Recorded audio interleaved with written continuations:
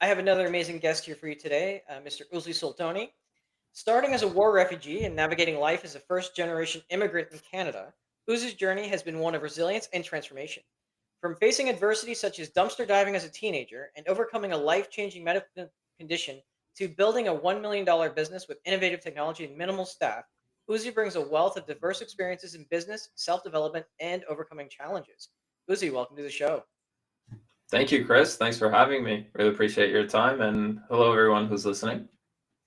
Well, we definitely appreciate your time as well. Before we dive into it, we do like to have an icebreaker on the show. And the question for you is which cartoon character do you resonate with the most and why? Yeah, it's a fantastic question. I mean, for all those that watch anime, I think they're gonna definitely understand this one because it's a very, very popular anime. And for me, I watch a lot of anime personally. Of course, I watch some North American stuff as well from Marvel, DC Universe. But really, the main character that I resonate the most is one that's named Asta from Black Clover, and that's a Japanese. Anime, and the reason why, I mean, it's a fantastic anime in my opinion. Very well developed. Character development is good. Plot is good. Everything is really really good in it. And why I resonate with him the most is because he's this kid growing up without any sort of powers, magic, or as called magic in the show, and his dream is to become the king of all the magicians within their kingdom, their Clover Kingdom. And the thing is, though, he doesn't have any magic. But the my favorite thing about him, he never ends up giving up. And throughout the entire show, you see him go through a lot of training, a lot of adversity, a lot of criticism, a lot of feedback, but he never gives up. And he ends up being this teenager who's just super strong because he constantly worked out. Despite having no magic, he ends up having magic in a different kind of form, in a form where there's a there's a sword that appears out of nowhere where he's protecting his brother, and that sword ends up being a magic absorbing sword.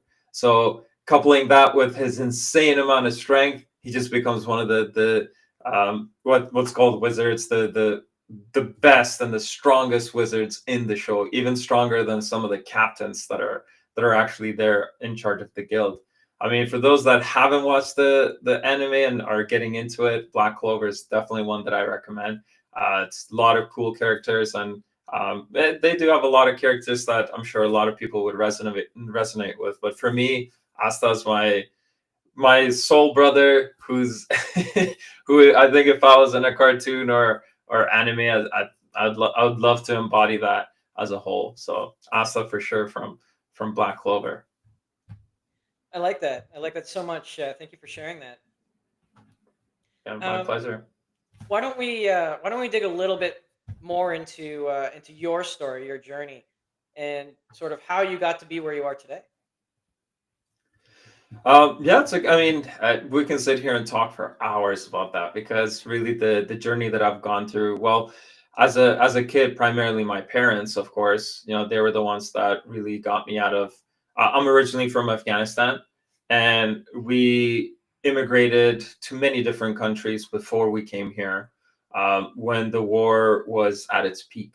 And I was about 40 days old when my parents fled the war as refugees. They went through a bunch of different countries until we landed in Tajikistan, where I remember pretty much most of my childhood, from the age of about 4, going through Pakistan and a bunch of different countries there as well, but eventually landing in Tajikistan for another period of 8 years, where lots happened, lots of hardships. I don't wish anyone to be a refugee ever. At the same time, for those that have been displaced by things like war and other unfortunate circumstances, um, it's difficult, and I give it credit all to my family, to my parents, for getting us out of a place like that and into a place like Canada, which is one of the best countries in the world, hands down. Kind of expensive, but you know what? You get what you pay for. Very cliche saying.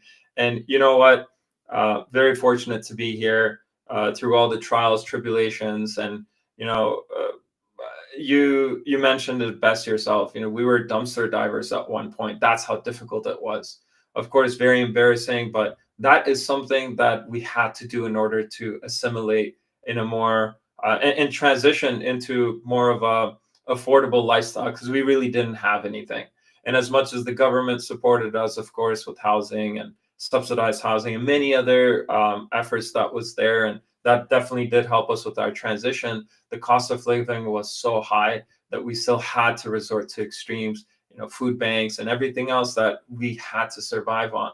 But despite all of that, my family now, we're very lucky. We're very fortunate. Every day I count my blessings and have gratitude exercises with my partner because of things like these, right? My brothers, my sisters, they have their own comfortable careers, their own houses, their own vehicles.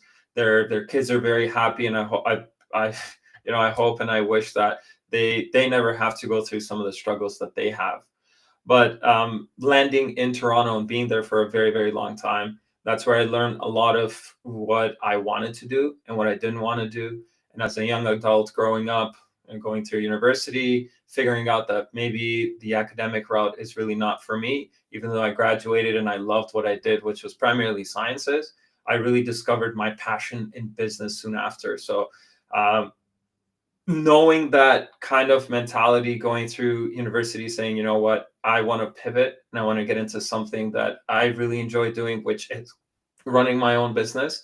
In a lot of ways, I gained that knowledge and that experience through automotive sales that I was in for a few years. And I really, when you are doing sales in a different dealership that you don't necessarily own yourself, it is kind of like leasing an office space and running your own business and referral base, and a lot of I guess again, in general, just running your own business. So I found that to be a passion of mine, and I just pursued that. So when we moved finally here to the West Coast just recently, about almost 4 years ago, uh, I decided, you know what, maybe it's time.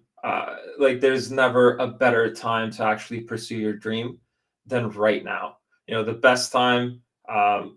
Well, they say, I don't know exactly how the saying goes, but from my understanding, the best time to do something is uh, was yesterday, but the second best time to do it now. Correct me if I'm wrong, Chris. Do you know how the saying goes? I know what you're trying to say, but yeah, I think it was something along those lines. The Yeah, best time to start something was yesterday, but the second best time is right now.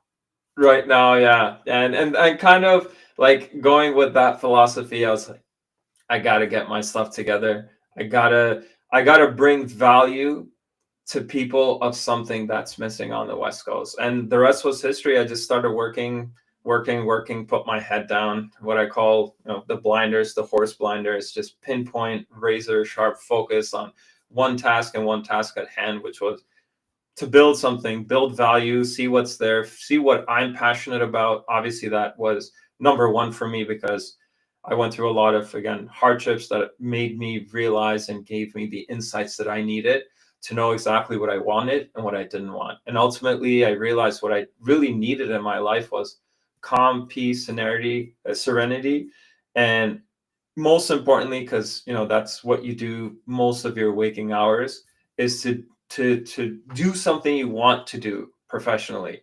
And of course, that takes time to understand and get to at a point where you're really enjoying what you're doing. But I told myself, if it's not something I enjoy doing, I don't want to do it. So here we are now. I love my life. It's fantastic. I can't. All thanks to, again, my parents. Big shout out to them. But I love my life. It's great now. Yeah. Okay, well, thank you so much for sharing that. Such an amazing story, and great inspiration to, I'm sure, to many people. I'm curious. You mentioned that you started out in the sciences, and then you sort of wanted to pivot into business. Do you remember any sort of like pivotal moment, or like that aha moment where you really decided that's the change you wanted to make? Um, it's a controversial statement I'm about to make, and I don't want people to get the wrong impression of where I'm coming from here. So I'll preface this by saying that I am someone that went through 5 years of university, college, of course, high school prior to that, middle school, etc., etc.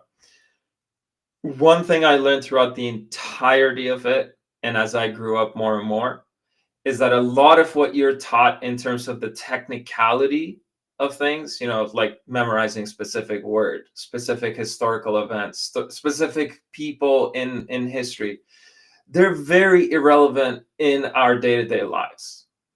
And again, controversial statement, because yes, you can use those technical knowledge, but those technical knowledge is usually based off of what you want to do. So if you're learning history, you got to be really good at history, so you have to learn those people's names because they brought about a lot of value to people and passed on a lot of fantastic information and knowledge and experience that inspired millions, billions, depending on who they are, which is great. But if you end up at a job or a profession that has nothing to do with history and all you did was study history, unfortunately, and pains me to say this, it was a little bit of a waste in terms of gaining that technical knowledge. And ultimately, that technical knowledge, more widely now than ever before, is available through online means, and they're all free. So for me, going through that entire, again, gaining that technical knowledge, and the preface as well is that I studied human biology, mental health, and psychology in addition to environmental science. And I'm fortunate because I feel like a lot of what I learned in psychology, color perception, money perception, numbers perception, I implement on a day-to-day basis. Data analysis. There's a lot. Again, I'm very fortunate that I was able to adapt that. But I feel like a lot of people go through their entire educational experience and gaining that knowledge, unfortunately, don't end up actually using that technical knowledge in the real world. And realizing that was really the pivotal moment for me, because on my last year of university, I was like, man, I went through all this time and now I'm going to choose to do business. I really wonder how much of this technical knowledge, like Freud, we learned a lot about Freud, who's, one of the forefathers of psychology, mental health. And I find myself like, how many times have I actually mentioned his name or actually even, utilize some of his learnings on a real world application? And I found myself asking very deep questions like that. And I soon realized that, what? Maybe gaining those technical knowledge is not for me. Maybe gaining that overarching information and, how to lead, how to manage projects, how to do things that are pertaining to what I do now is really what I need to learn about.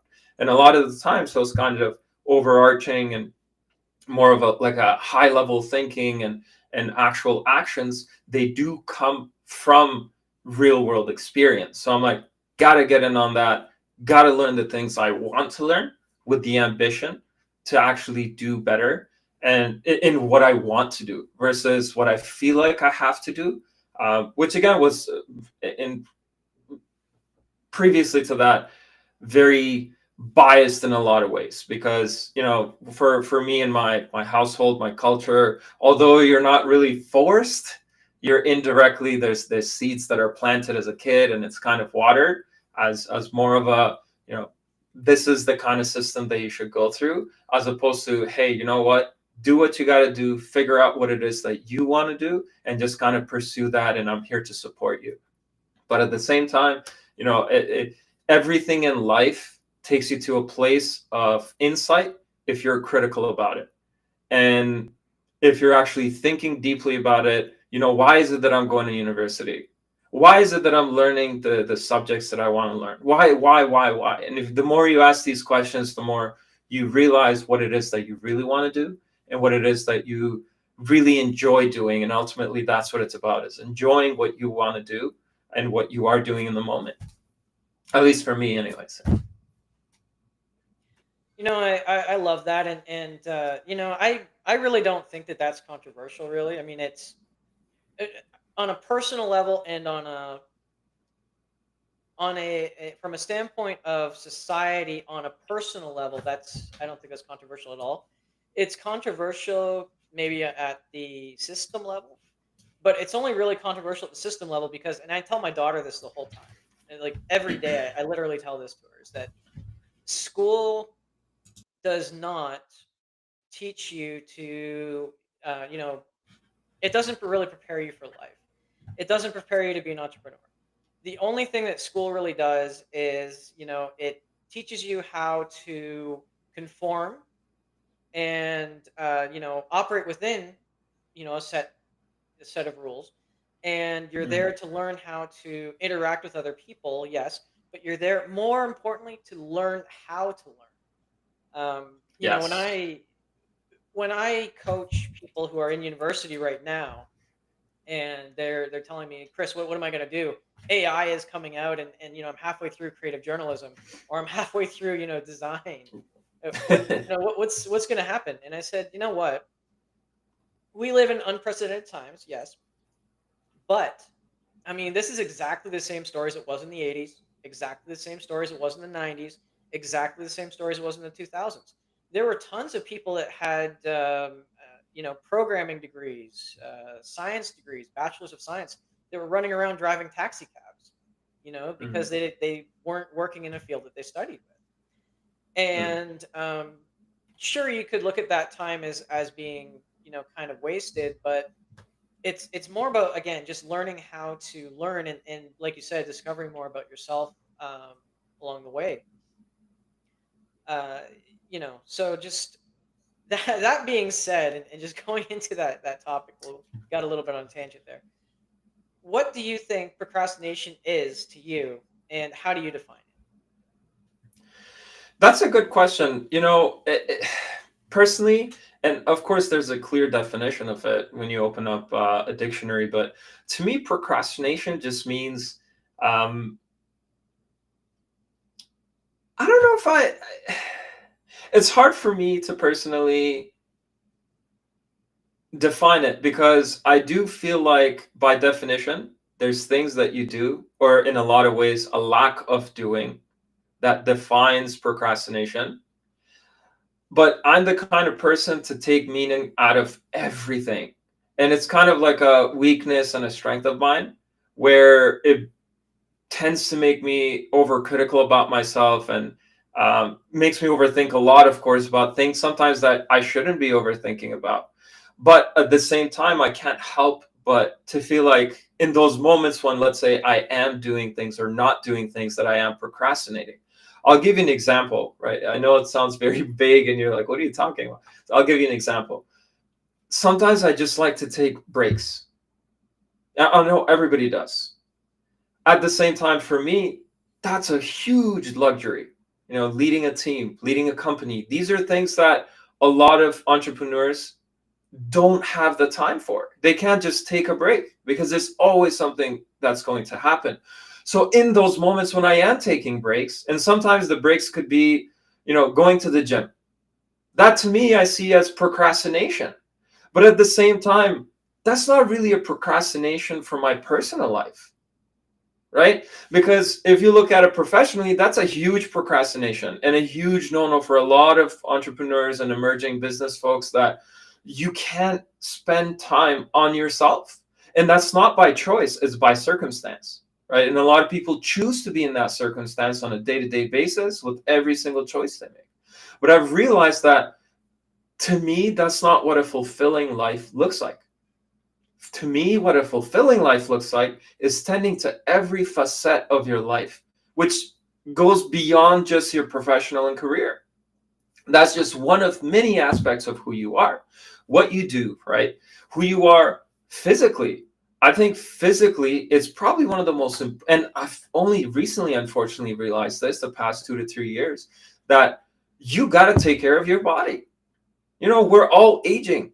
If you don't actually pay attention to what your body's saying, going through pain, going through, I mean, there's a lot that people go through on a day-to-day basis, sometimes by choice.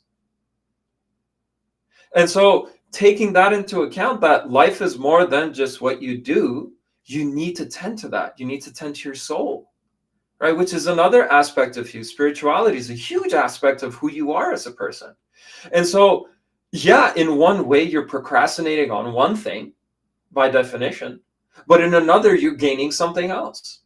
So putting the two and two together, I don't know if I fully, and pardon me, because obviously, maybe this is what your show is all about. I don't know if I believe in procrastinating, because even if you sit there on your phone scrolling, there's always something to be learned, which you can apply in your life, sometimes immediately. Sometimes you water plants, which grows into a tree over time, right? A small idea that you're like, oh, that's a really good idea. 5 years later, you're like, wait a second, I saw this somewhere. And it seems like it's a deja vu, but no. It was a reel that inspired you to now become an entrepreneur. And it took a while for it to get to that point. But it was at a point where you were procrastinating. You were just going through, doom scrolling, if you want to call it, at a point that maybe you were, at one of the lowest points of your life. But at the same time, I don't know if when I'm in those moments where I'm wasting time in one way, I feel like I'm gaining in another, right? I'm working on my intellect, I'm working on my body, I'm working on my experience, I'm working on my education. I want to get back into education and kind of learn more things about myself and about the world and real applications of how I can be better as a person. But again, that could be looked at in a lot of ways as me procrastinating. Let's say, I'm not in touch with my family as much as I should be. And I feel all the time that I'm procrastinating on that. But at the same time, in a lot of ways, I'm not procrastinating other things because my time is being rerouted into something else that I may enjoy more or like doing more. And I know that I have to do in order to get to the next phase of my life and kind of evolve into who I see myself as. So again, the long answer, the short answer, I don't know if I can really define it in a way where it may be suitable. I personally am the kind of person to get the most out of every moment, whether it's literally doing nothing on a couch or just being out there and trying my best to do whatever it is that I want to do. Mhm. Yeah. Well, thank you for sharing that. Let's unpack that just a little bit because you actually touched on a subject that is very it's shrouded for sure. And I always come out and my view on it is that you're not broken, you're not lazy, and like you said, we put so much emphasis on action that we, in a specific sense, that we don't really stop to realize that we're human beings, we're not human doings, and sometimes just being is enough. And to go back to your gym example, I mean, just we'll leave everything else off the table for a moment, but let me ask you something. When you are not happy, when you are not well rested, do you do well in your business? I think a lot of people would resonate with me when I say no. you know, I guess it depends because science is starting to show something else. For example, when you're hungry, you perform better, apparently. And I know that, especially if you're, going to the gym and have like a very active lifestyle, whether it's what you're doing professionally, it's manual labor and stuff, you need to eat. It sounds counterintuitive, counterproductive, because you're impacting your body in a different way than what it's used to and how it should be treated. But at the same time, apparently mentally, you perform better. And and so I guess there's things that you can kind of oversee, but there's things that you can't oversee. For example, sleep. When you're skipping out on your sleep, it's one of the worst things you can do because it doesn't just have an impact on your next day. The older you get, the more you realize that if I miss, let's say you pull an all-nighter out of circumstance, it impacts your entire week, at least for me. You're getting back into that routine. You're trying your best to sleep on time. You're trying your best to wake up on time. A lot of people can do it. I have my cousins, some of my best friends who go to bed at 2 and wake up at 6. They're like die hard workaholics. I can never do that. And I know for a fact that they do it because of a lot of, let's say, caffeine or other things that they use as coping mechanisms to fill that gap. And again, it's for them, it's very circumstantial. They have to work hard in order to continue providing for their family, continue being the best versions of themselves that they can be. But I think what they sometimes neglect is things like sleep. And I think that's one of the biggest things, if I can recommend for folks listening. Sleep, sleep, sleep. I can't emphasize that enough. It really hits that reset button on your brain. It stops aging as rapidly as you would go through. I mean, there's a lot of course, benefits and getting a proper night's sleep. I know they recommend 8 hours, but really, I think a busy lifestyle can get away with 6. And I think especially if you couple it with maybe a 20-minute nap throughout the day, you're golden. I think going back to your initial question of whether you perform optimally if you're neglecting certain parts of your needs as a person. I don't think so, personally. For me, I can't skip it. For example, sleep. A lot of the times I have discovered a way through mixed martial arts and kickboxing specifically to get out my anger, my energy. I feel like everyone goes through it, of course, and they have different ways of coping with it, different ways of channeling that kind of energy. For me, it's kickboxing. I love it. When I'm done with my training, I come back feeling a lot calmer. I feel like that's one thing I can't skip out on. I don't do it every day. I do it, at least once a week. But that's enough for me to get out that kind of energy and kind of really recenter myself back into who I feel like I am and want to be on a day-to-day basis. But I don't know. I think once you discover the things that you want to do and that you're starting to manage your life in a way where you want to be as a person, I wouldn't recommend skipping out on those things. And I think developing it and kind of adding that to your day-to-day routine will definitely pay dividends in the long run. It may not, again, it may seem like you're procrastinating, let's say professionally, but it pays huge, huge dividends later on down the line when you are retired in the age of 50 and 60, that you're not really seeking medical attention, but you're seeking those experiences that you've always thought yourself to have when you were 20, when you were 30, and you didn't get that chance. You didn't have that money. You didn't have that time to actually get out there and do those things. But now you're in that shape physically, at least. Let's say if you continue working out on a regular basis, when you are in that 30s, 20s, 40s, that you can get those hikes. It's very, going a little bit off topic. It was very inspirational. Recently, I did a 10K marathon, and you wouldn't believe it. The top 10 folks out of 210 folks that participated in the 10K, and thousands of people that participated in the 5K and the 2.5K and whatnot, most of them were over, or seemed like they were over 50. And I couldn't believe it. I was like, I definitely anticipate, and that was my first marathon, so I didn't know what to expect. And I went without expectations. But what I gained coming out of that is that these folks dedicated time to get to where they are, well ahead of where they are now. And that they are able to perform physically, at least, that optimally at that age. Whereas, for my immediate family members, when I turn to them and I look at them, I'm like, there's no way they can run a marathon right now. And of course, I'm not looking down on them. I'm not blaming them. I just know that there's a reason as to why you have the two ends of the spectrum. On one corner, you have someone who gave it their all physically throughout multiple years that led them to where they are, that they are performing optimally.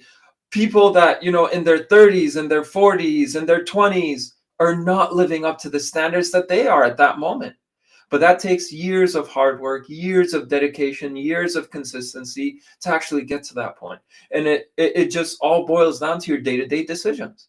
So ultimately, I mean, that's personally my kind of philosophy in life, where you see yourself in 2 years, 3 years, 1 month. You got to take those actions now in order to get there. And it was a really eye-opening experience for me. It kickstarted my passion into running, where I'm like, maybe this aerobic sport is a sustainable sport.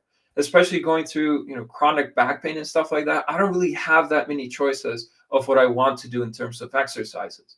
So running has been really therapeutic mentally, physically. I find my stamina, endurance is getting better, and that's obviously trickling down on my day-to-day basis. What we do at Adventure Outdoors is a lot of manual labor, and I feel like it's translating into that. I can tell my strength and all that. That just it's very good. I mean, if you're enjoying something you're doing, don't stop doing it.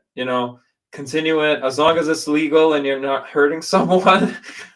Keep on keeping on. And that's kind of the philosophy that I'm going through here as well. Well, thank you for sharing that. And first of all, congratulations on the 10K. I mean, that is, hey, that's a personal milestone, and that that needs to be celebrated for sure. Um, Hmm. there's quite a bit of in what you said. How some people can get up and have 2 hours of sleep and still go. I remember working many years like that. I'd get up at 3 o'clock in the morning. I'd be going to bed around 9, 10, 11 o'clock at night, and I'd be doing it all over again. And again, there's two key components to that, right? There's obviously there's stimulants, but you have to have a reason, right? When your why is high, your cost is low. So for those Hmm. people that they want to run those marathons when they're 50, 60, 70, I mean, they already knew long ago that that's what they wanted to do. I think one of the biggest issues we have right now is that we don't have that kind of clarity. I mean, if I'm being Hmm. honest, I didn't have true clarity on what I really like, what I really wanted to do and where I wanted to go until after I was 30 something, Hmm. and in a lot of ways that's the norm now. There's just so many choices, there's so many paths. We're told what we want by advertisers every day. We're told what we need by advertisers every day, and it just clouds everything. So, Hmm. one of the important things for me and for everybody is just get clarity in your own life, because if you don't Hmm. have that, then you're not able to make those decisions yesterday or Hmm. today. Yeah, that's a fantastic point. I agree with everything you just said. I feel like sometimes the system creates this trap, this loop of you're doing the right thing by following this kind of system, and then you get trapped in this bubble that you soon some folks soon, some folks years later realize that maybe it's not for them,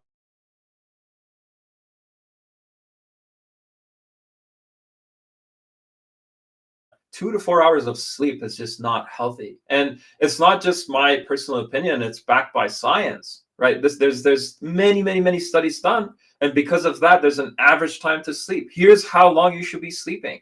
But like you said, I mean, I'm sure it was by circumstance, Chris. It may not have been a choice for you to get that kind of a sleep pattern. I'm sure you had a lot going on in life.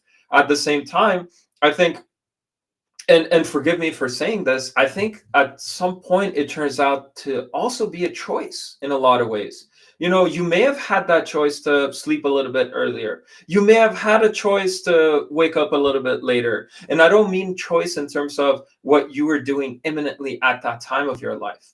One thing I do want to bring up, and I have been doing this for a very, very long time, and I think it's really, really helped me accelerate my personal growth, if nothing else. When I felt like it was time to move on from something, I didn't shy away from it. Right? For example, I'll give you an example. My car sales career, I was in it for over 3 years. I did it. I was really good at it. I was told every single day how good at it I was. I continued it. I continued it until I was like, you know what?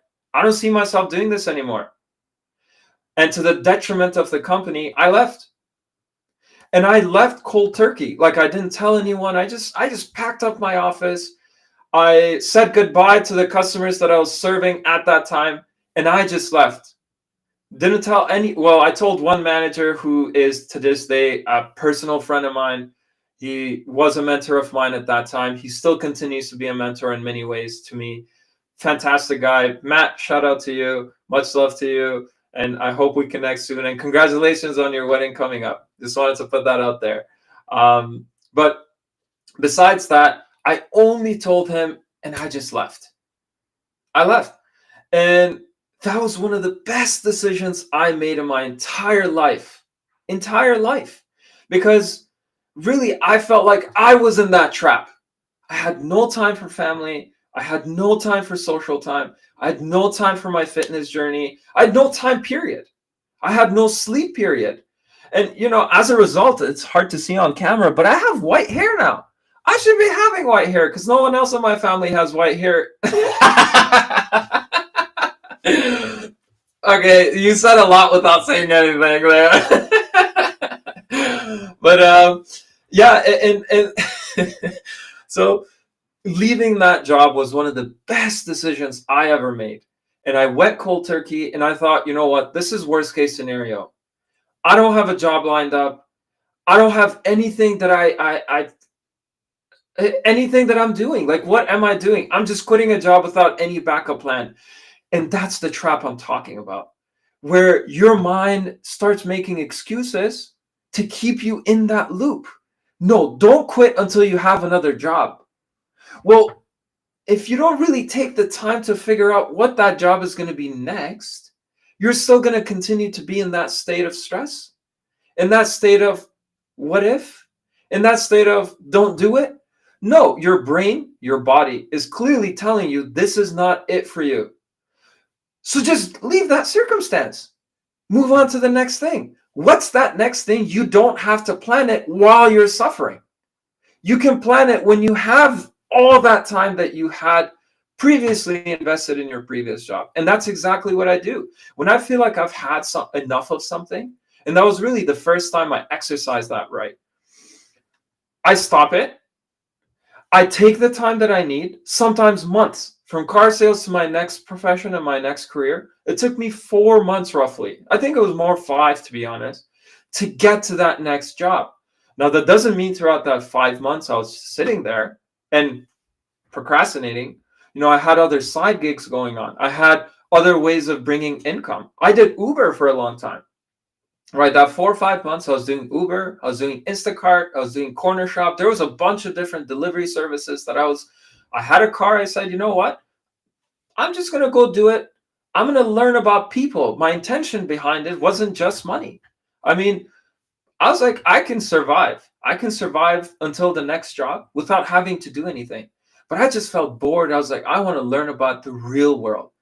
I spoke to people, I created that network through delivering those high-end clientele sometimes that, very good people, lots of life lessons that I learned. And so again, like a lot of people look down on jobs like that, look down on entrepreneurs like that, because a lot of folks, they like Turo, for example. I know some folks there that have 10 cars that they rent out.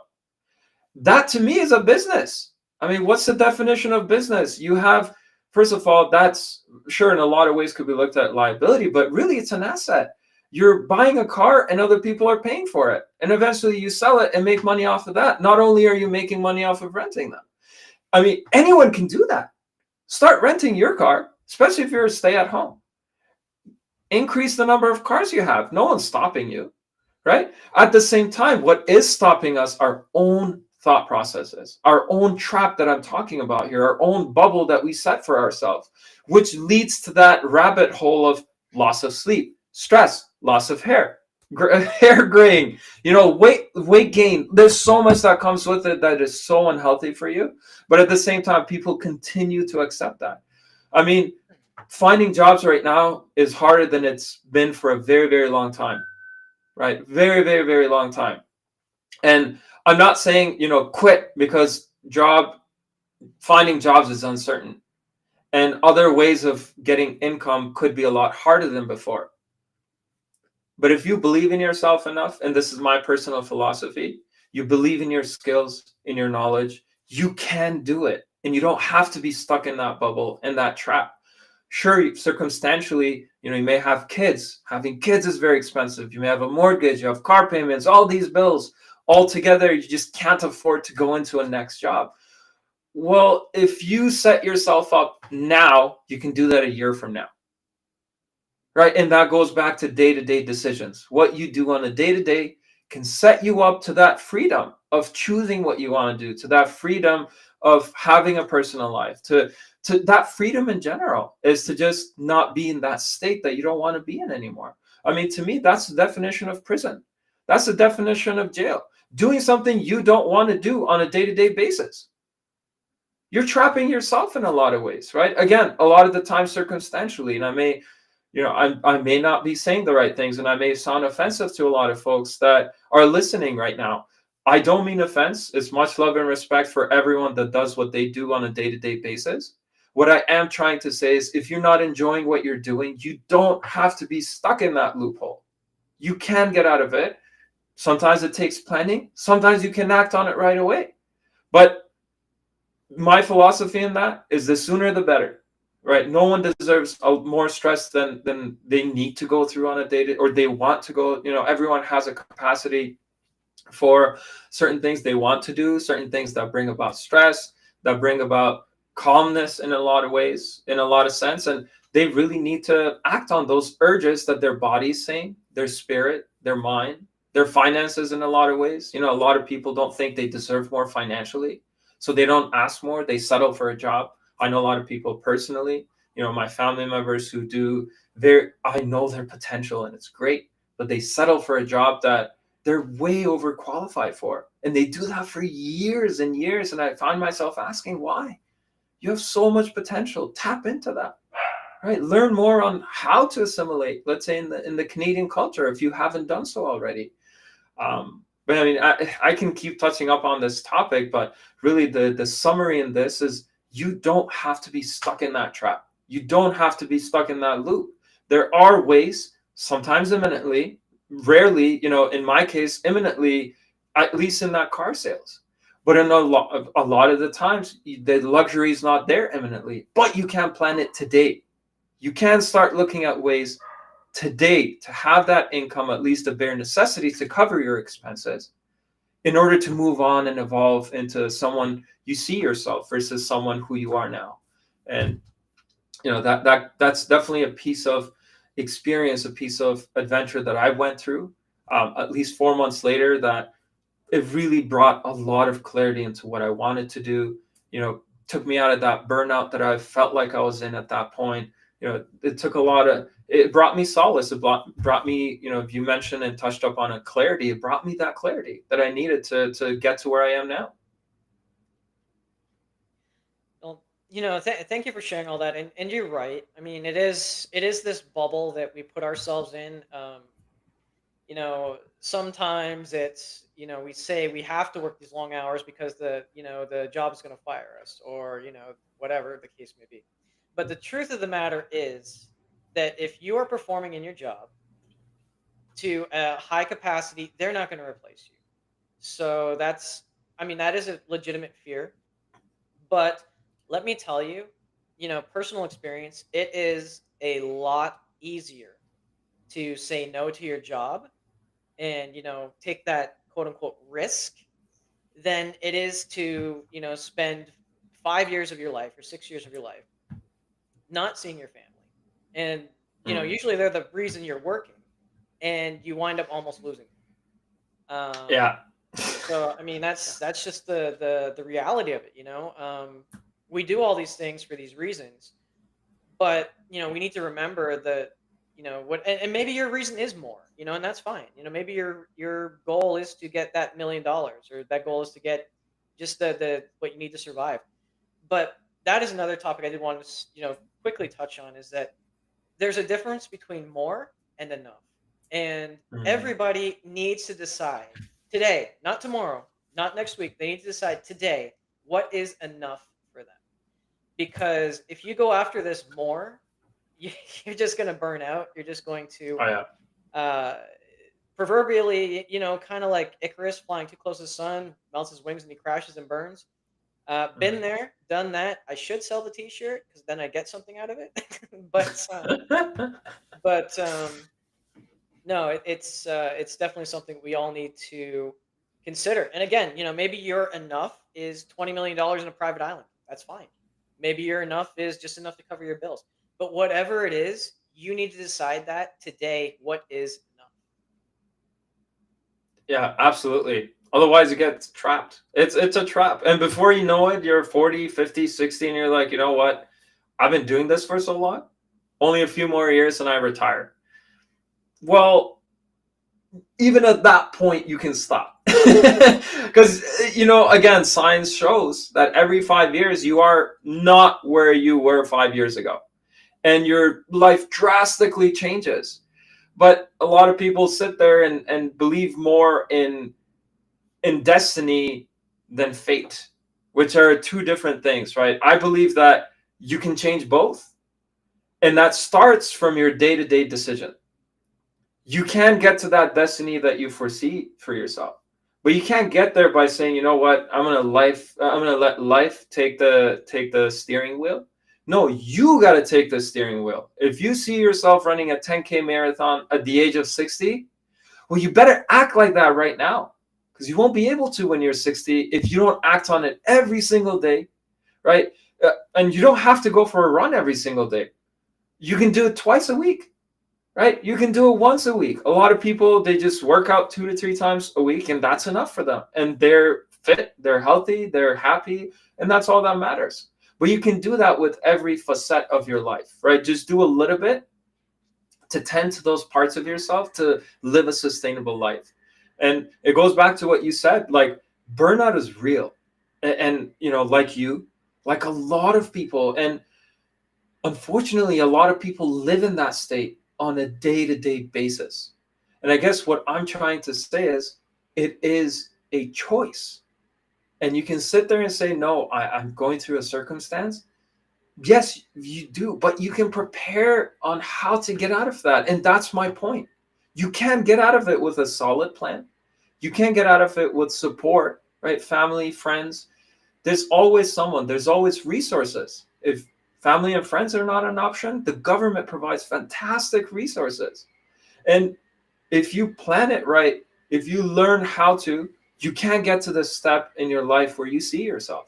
And I guess that's, to add more to what I said earlier, you can get out of that. And you can get out of that state of being in a burnout, which, in a lot of ways I'm going through right now. And again, I have different ways of coping with that. And it's working for me. I feel great, at least personally. And it's helping me cope with all that. And you can get out of it too. And you certainly can. I do believe in that. I do believe in potential of everyone. I know it sounds utopian, but I really, really do. And I truly do. And I think everyone has a certain potential that they set for themselves.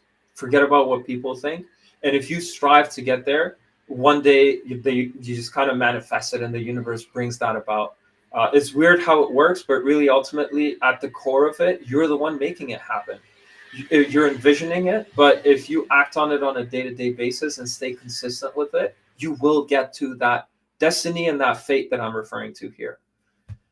But it starts with day-to-day, what I call micro decisions. You have to make every second conscious decision to get to that point that you see yourself.